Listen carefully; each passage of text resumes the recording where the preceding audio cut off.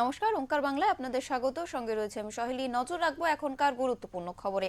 বারুইপুরে উদ্ধার ভুয়ো পাসপোর্ট। বারুইপুরে খাসমল্লি এলাকার ঘটনায় গ্রেফতার দুই ধৃত ব্যক্তিদের নাম মেহবুব মোল্লা ওরফে রাজা, বাড়ি মগলাহাট এলাকায়, এবং আরেকজন প্রীতম বসু, বাড়ি নরেন্দ্রপুর এলাকায়। পুলিশ সূত্রে জানা গিয়েছে এই দুই ব্যক্তি বহু মানুষকে বিদেশে যাওয়ার টোপ দেখিয়ে পাসপোর্ট নিতেন। পাসপোর্ট ফিরিয়ে দেওয়ার কথা উঠলেই টাকা চাইতেন। যদিও এই বিষয়ে পুলিশের কাছে এর আগেও অনেক অভিযোগ জমা পড়েছিল।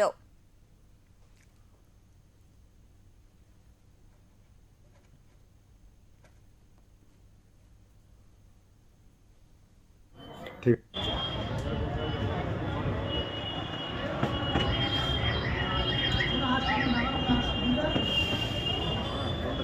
কি করে গো?